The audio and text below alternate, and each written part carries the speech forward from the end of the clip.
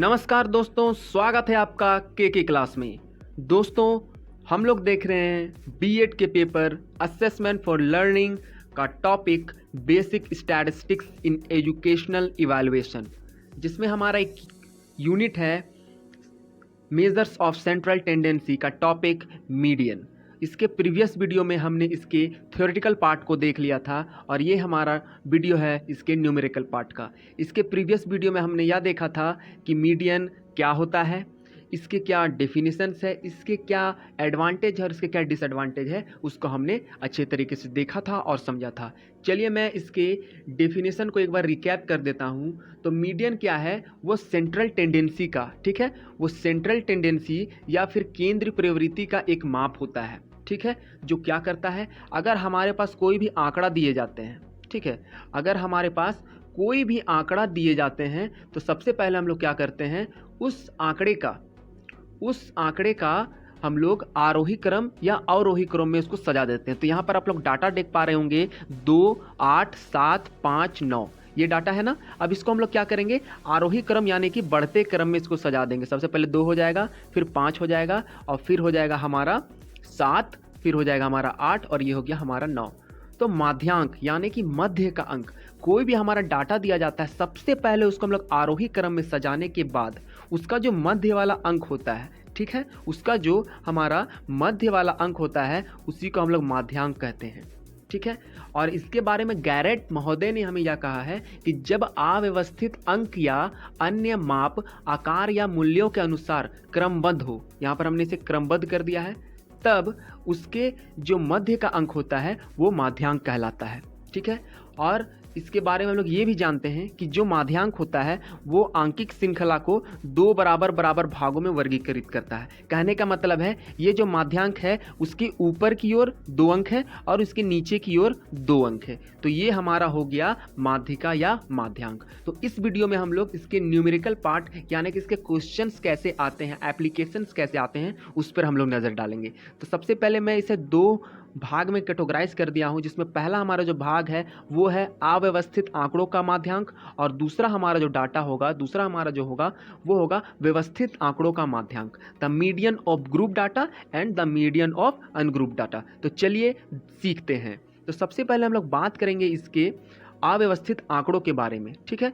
तो अव्यवस्थित आंकड़ों के लिए हम लोग यहाँ पर एक कोटेशन पढ़ लेते हैं। माध्यांक कहने का मतलब है या सबसे मध्य वाला प्रेक्षण का मान होता है। प्रेक्षण कहने का मतलब है कोई भी हमारे पास जो आंकड़े आते हैं, कोई भी आंकड़े आते हैं तो वो सारे आंकड़े क्या होते हैं, प्रेक्षण होते हैं। तो जो मध्य वाला जो हमारा प्रेक्षण होता है वही क्या होता है, माध्यांक मान होता है।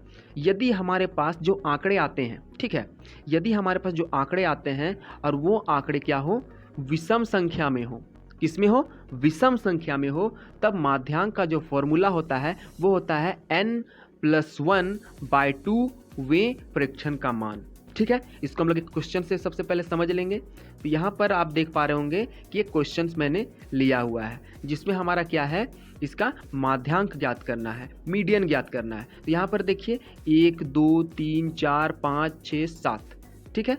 सबसे पहला काम हमारा है कि जो भी हमारा डाटा दिया हुआ रहता है उसको हम लोग आरोही क्रम में सजा लेते हैं, ठीक है, बढ़ते क्रम में सजा लेते हैं। आप अवरोही में भी सजा सकते हैं लेकिन जनरली आरोही में ही सजाया जाता है। तो आप यहाँ पर आरोही में जब इसे सजाएंगे तो हो जाएगा 7, 8, 9, 10, 11, 13, 15, ठीक है। यहाँ तक समझ में आ रहा होगा।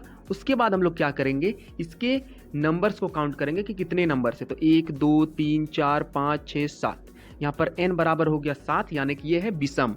और विषम के लिए अभी मैंने जस्ट फॉर्मूला देखा कि उसका माध्यांक क्या होता है, n+1/2वां पद, ठीक है, या फिर n+1/2 वे प्रेक्षण का मान, ठीक है, वहाँ पद। अब यहाँ पर देखिए n कितना है, तो n हमारा कितना है, 7 + 1 हो गया, ठीक है। इसे मैं और स्मॉल कर देता हूँ।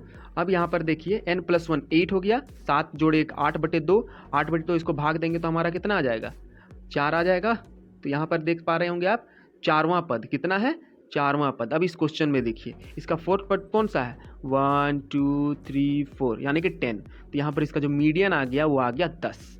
तो ये था हमारा सम के लिए। अब हम लोग बात करते हैं, सॉरी, विषम के लिए। अब अगर हम लोग बात करें कि हमारा जो आंकड़ा दिया हुआ रहेगा वो क्या होगा, विषम नहीं सम होगा, तब उसके लिए क्या फॉर्मूला है? तो उसके लिए हम लोग क्या करेंगे, n/2 और n/2+1 वे प्रेक्षणों के मानों का माध्य, मतलब जो n/2वां पद होगा और n/2+1वां जो पद होगा, उन दोनों के मानों का हम लोग क्या निकालेंगे, माध्य निकालेंगे।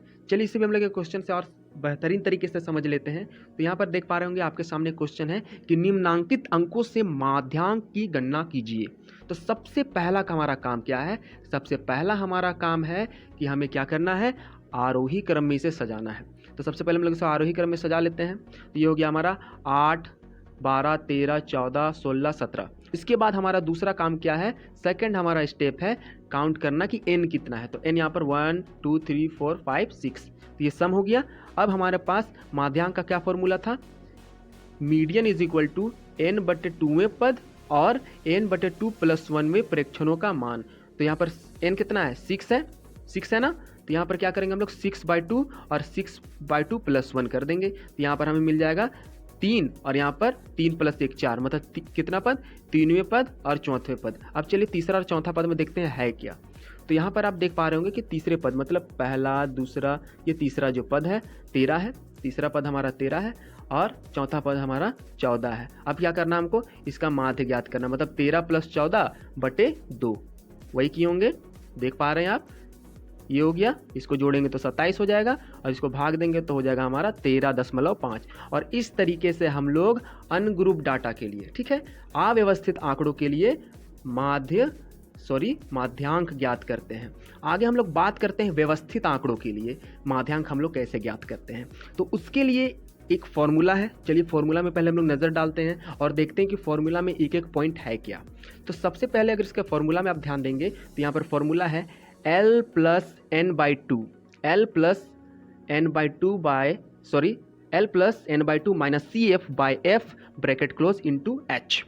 यहाँ पर L जो है वो हमारा क्या है, वो हमारा है माध्यांक वर्ग की निम्न सीमा, ठीक है। उसके बाद आ जाता है n/2, तो n क्या है, प्रेक्षणों की संख्या। इससे पहले भी क्या था, प्रेक्षण का ही संख्या हम लोग n मान रहे थे, तो n/2 है यहाँ पर। CF क्या है, CF हमारा है माध्यांक वर्ग से ठीक पहले वाले वर्ग की संचयी बारंबारता। तो यहाँ पर ये बस याद रखिए कि माध्यांक वर्ग से ठीक पहले वाला संचयी बारंबारता। संचयी बारंबारता क्या है वो आपको मैं बताऊंगा। सबसे पहले मैं बारंबारता भी बता चुका हूँ, तो वो भी मैं आपको बता देता हूँ कि बारंबारता क्या होता है। किसी भी प्रयोग या घटना में जो भी संख्या जितनी बार घटित होता है वो उस प्रयोग का बारंबारता कहलाता है, ठीक है। अब संचयी बारंबारता आपको जानने का बहुत ही इच्छा कर रहा होगा, उसे मैं क्वेश्चन को हल करते हुए आपको क्लियर किए दूंगा। तो उसके बाद क्या है, F क्या है, माध्यांक वर्ग की बारंबारता, ठीक है। इसे भी आप लोग को समझाऊंगा कि ये F कैसे निकालेंगे हम लोग। उसके बाद है H मतलब वर्ग माप। इसको हम लोग जब माध्य ज्ञात कर रहे थे तब भी देखे थे कि H क्या होता है, वर्ग अंतराल की माप होता है। या मानते हुए कि हमारा जो वर्ग है, ठीक है, वो क्या है, सभी वर्ग माप हमारा समान है। मतलब कैसे, एग्जाम्पल में 10 से 20, 20 से 30, 30 से 40, तो यहाँ पर वर्ग माप सबका क्या आएगा, 10 आएगा। जब हम लोग ऊपरी सीमा से निम्न सीमा को घटा देंगे तब, ठीक है। तो सबसे पहले यहाँ पर मैं फिर से एक बार दिखाना चाहूँगा, फॉर्मूला क्या था, L + n/2 - CF/F × H। L हमारा क्या होता है, माध्यांक वर्ग की निम्न सीमा होती है, n हमारा प्रेक्षणों की संख्या होती है, CF हमारा होता है माध्यांक वर्ग के ठीक पहले वाले वर्ग की संचयी बारंबारता। क्वेश्चन हल करते हुए मैं एक एक टर्म को अच्छे से क्लियर कर दूंगा, इसलिए भी घबराइए मत। F = होगा माध्यांक वर्ग की बारंबारता, H हमारा होगा वर्ग माप, ठीक है। यहाँ तक आपका बात समझ में आ रहा है। चलिए अब आगे करते हैं। तो यहाँ पर हमारे पास एक क्वेश्चन है, ठीक है। ये क्वेश्चन में क्या बोल रहा है कि एक परीक्षा में 100 विद्यार्थियों द्वारा 50 में से प्राप्त अंक निम्नलिखित हैं। इन अंकों का माध्यांक ज्ञात कीजिए या माध्यक ज्ञात कीजिए। 100 बच्चा है और 50 में से वो लोग नंबर लाया है, और इसको हम लोग ग्रुप डाटा क्यों कहेंगे, क्योंकि यहाँ पर देख पा रहे होंगे आप 20 लाने वाला 6 बच्चा है, 29 लाने वाला देखिए प्राप्तांक मतलब प्राप्त अंक, 28 लाने वाला 24 बच्चा है, 33 लाने वाला 15 बच्चा है, 42 लाने वाला 2 बच्चा है, इसी तरह 25 लाने वाला 20 बच्चा है। तो आप लोग याद करिए, जब हम लोग माध्यांक सॉल्व कर रहे थे, ठीक है, माध्यांक जब हम लोग सॉल्व कर रहे थे तो जो भी हमारा डाटा दिया हुआ रहता था उसको हम लोग आरोही क्रम में लिखते थे। तो यहाँ पर देखिए 20 है, 29 है, 28 है, 33 है, 42 है, 38 है, 43 है, 25 है, ये हमारा क्या है आगे पीछे। तो इसको हम लोग क्या करेंगे, सर्वप्रथम क्या करेंगे, इसको हम लोग लिख लेंगे एक आरोही क्रम में। तो यहाँ पर हमने आरोही क्रम में लिख चुका हूँ 20, 25, 28, 29, 33, 38, 42 और 43। ठीक है, यहाँ पर आपको बात समझ में आ रही है। उसके बाद उसी अनुसार इसके विद्यार्थियों की संख्या, क्या बोले थे हम, किसी भी प्रयोग में, अब देखिए एक एक पॉइंट में कैसे समझाता हूँ। किसी भी प्रयोग में या किसी भी घटना में जो संख्या जितनी बार आती है वो उस घटने का बारंबारता होता है। ठीक है, किसी भी प्रयोग में 25 एक हमारा प्राप्तांक है। किसी भी प्रयोग या घटना में जो संख्या जितनी बार आती है वो संख्या उस वर्ग का क्या होता है, हमारा बारंबारता होता है। यहाँ पर देखिए 25 जो नंबर लाने वाले विद्यार्थी कितने हैं, 20 है। तो इस घटना के लिए जो 20 है वो 25 का क्या होगा, बारंबारता होगा। टेंशन मत लीजिए, मैं संचयी बारंबारता को अब बताने वाला हूँ। तो ध्यान से सुनिएगा कि संचयी बारंबारता क्या होता है। ठीक है, तो जब हम लोग के पास क्वेश्चन में पहला हमारा स्तंभ जब हम लोग बनाते हैं तो पहला हम लोग वर्ग अंतराल या प्राप्तांक लिखते हैं, दूसरा हमारा फ्रीक्वेंसी होता है, तीसरा हमारा होता है संचयी बारंबारता यानी कि क्यूमुलेटिव फ्रीक्वेंसी। इसमें हम लोग क्या करते हैं, संचयी बारंबारता का कहने का मतलब है जब 2 या 2 से अधिक बारंबारता, रिपीट, जब 2 या 2 से अधिक बारंबारता का हम लोग योग करते हैं। ठीक है, और उससे हम लोग को क्या प्राप्त होता है कि जिस जगह हम लोग योग किए हैं उसके वर्ग अंतराल के ऊपरी सीमा या फिर उस वर्ग अंतराल का जो ऊपरी सीमा है, यहाँ पर तो प्राप्तांक है, उससे पहले कितने विद्यार्थी हैं। ठीक है, इसको मैं इस क्वेश्चन से रिलेट करूंगा। यहाँ पर देखिए सबसे पहले मैंने क्या किया, सबसे फर्स्ट स्टेप CF का क्या होता है, 6 का हम लोग 6 लिख लेते हैं। अब अगर आपसे कोई पूछे कि 25 या फिर उससे कम कितने विद्यार्थी हैं तो हम लोग को क्या करना होगा, 6 और 20 को जोड़ना होगा। 6 और 20 को जोड़े तो 26 आ गया। तो यहाँ पर बोलेंगे ये जो 26 है वो इस वर्ग अंतराल का जो प्राप्तांक है उससे या उससे कम लाने वाले विद्यार्थियों की संख्या बता रहा है। तो यही होता है हमारा संचयी बारंबारता। मतलब 2 या 2 से अधिक बारंबारता का योग करते हैं जिससे हमको उस वर्ग अंतराल का या फिर उस प्राप्तांक का, इस क्वेश्चन में प्राप्तांक है और अगले क्वेश्चन में वर्ग अंतराल होगा, उसके ऊपरी सीमा या उससे कम कितने विद्यार्थी है, 25 या उससे कम कितने विद्यार्थी हैं उसके बारे में ये हमको बताता है। तो यहाँ पर CF कैसे ज्ञात करेंगे, सबसे पहले 6 का 6 लिखेंगे, फिर 6 + 20 26, 26 और 24 50, देखिए 6 + 20 + 24, फिर इसके बाद हमने इसको लिखा नहीं है। उसके बाद देखिए 50 + 28 78, 78 और 15 93, 93 और 4 97, 97 और 2 99 और 100। अब यहाँ पर ध्यान दीजिएगा, यहाँ पर बोला था 100 विद्यार्थी 50 में से, तो यहाँ पर पहले ही बोल दिया था n = 100। और जब आप CF निकालेंगे तो CF भी कितना आना चाहिए, CF का जो अंतिम वाला जो संख्या होगा वो n से मैच करेगा, और तब आप समझ जाइएगा कि आपका जो संचयी बारंबारता है वो बिल्कुल सही बन रहा है। ठीक है, और एक चीज़ मैं बताना चाहूँगा, यहाँ पर 100 क्या बता रहा है, ये संचयी बारंबारता ये बता रहा है कि 43 या फिर उससे कम कितने विद्यार्थी मार्क्स लाए हैं, तो 100 विद्यार्थी मार्क्स लाए हैं, टोटल बच्चे 100 हैं, और यहाँ पर तैसे भी जोड़ने से हमको 100 पता चल रहा है। ठीक है, तो ये हमारा संचयी बारंबारता का काम है। अब यहाँ पर हमको क्या करना है, माध्यांक निकालना है। अब यहाँ पर देखिए कुल प्रेक्षणों की संख्या कितनी है, 100। अब 100 का सम है ना, 100 सम है, तो 100 में जब देखिए सम हम लोग जब सम वाले जब आंकड़ा लेते थे तो हमको क्या मिलता था, 2 आंकड़ा मिलता था। क्या मिलता था, 2 आंकड़ा, एक हमें 13 और 14 मिलता था। तब ना 13 और 14 के ऊपर साइड भी 2 अंक बच रहे हैं और इसके नीचे साइड भी 2 अंक आ रहे हैं हम लोग का प्रेक्षण।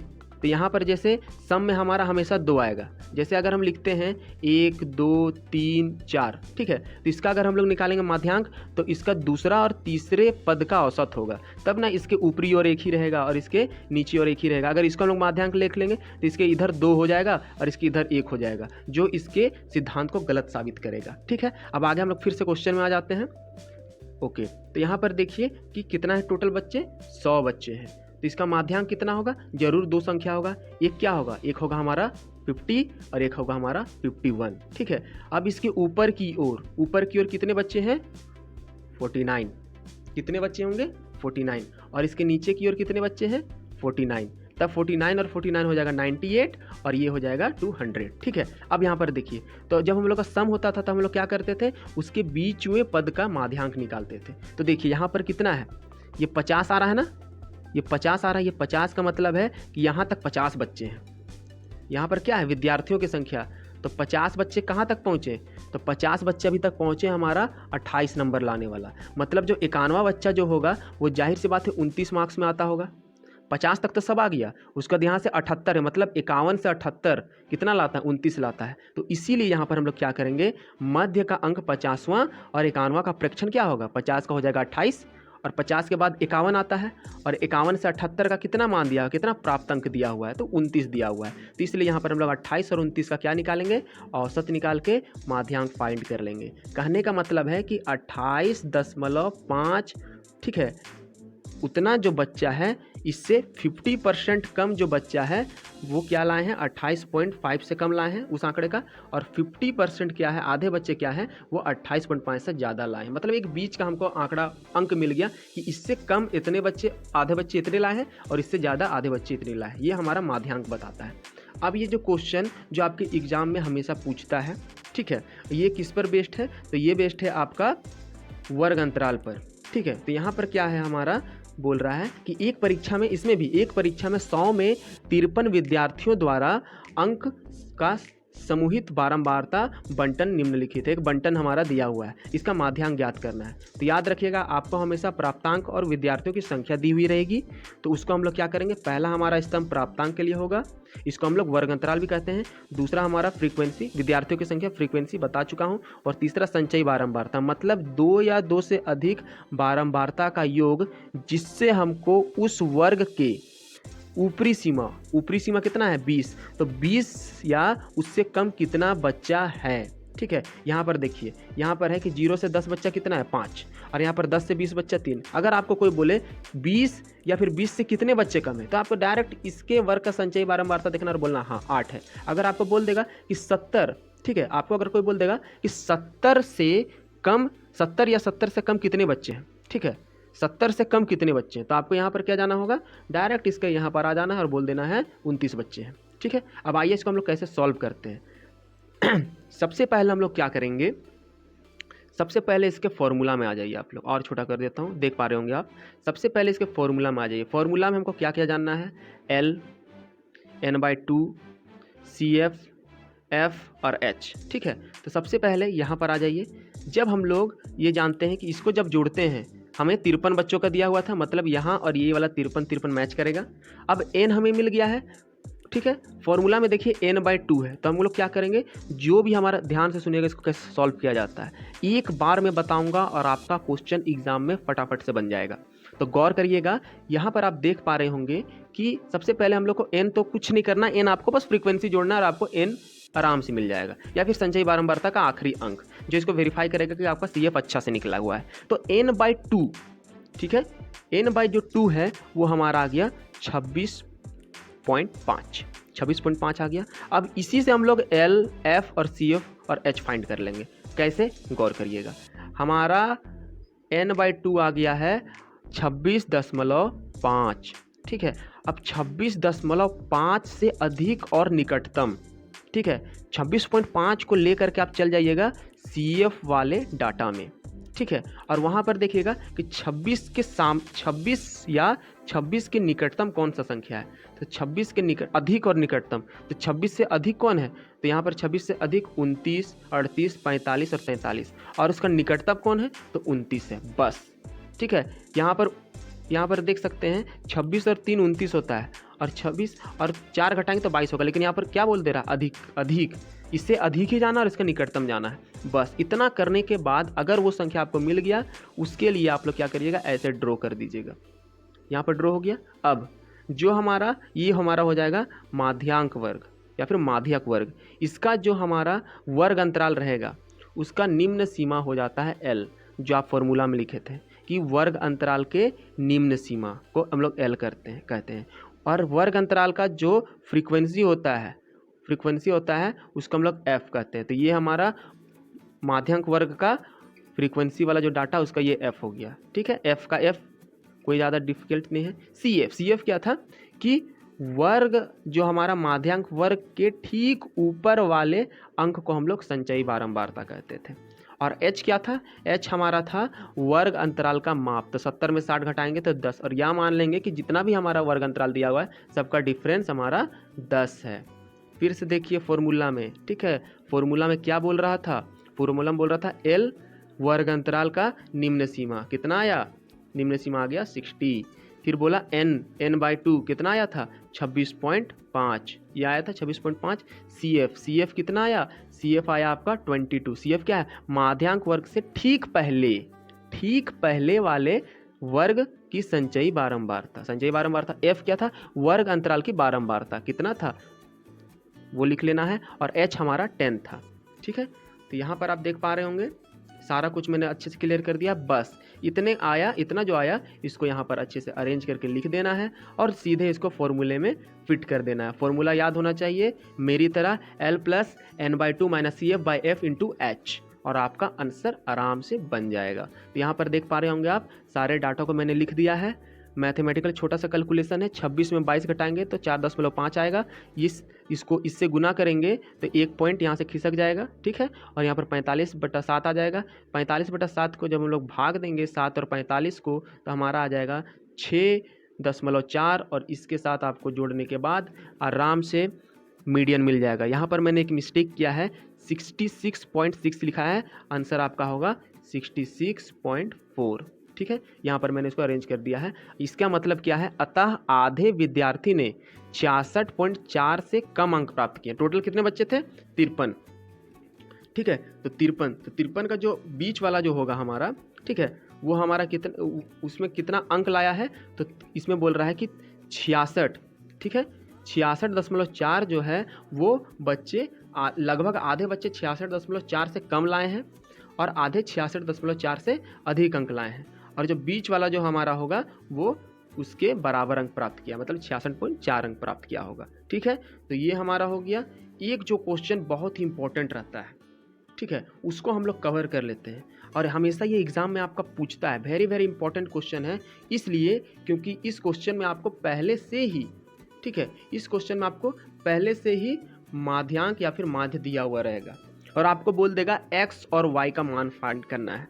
आपको वर्ग अंतराल दिया हुआ रहेगा, आपको बारंबारता दिया हुआ रहेगा, और इसका योग दिया हुआ रहेगा कि जब हम लोग फ्रीक्वेंसी को जोड़ेंगे तो कितना होता है, ठीक है। और आपको बोलेगा कि आपको x और y का मान फाइंड करना है।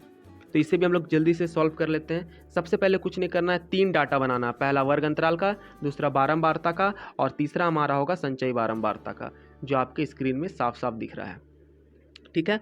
सबसे पहले इसको अरेंज कर देना है, इसके बाद बारंबारता को लिख करके दिया हुआ है n = 60 दिया हुआ रहेगा, ठीक है, इसलिए इसमें घबराने वाली कोई बात नहीं है। उसके बाद हम लोग क्या करेंगे, संचयी बारंबारता को जोड़ेंगे। सबसे पहले क्या करेंगे, 5 का 5 हो गया, फिर क्या करते हैं 2 या 2 से अधिक बारंबारता का योग, मतलब 5 + x, फिर 5 और 20, 25 + x, ठीक है, x हमारा चलते रह रहा है, फिर 25 और 15 कितना हो गया, 40 + x, ठीक है, देख पा रहे होंगे आप। उसके बाद हमारा क्या है, 40 और फिर y आ गया, तो 40 x और y, ये समझ में आ गया।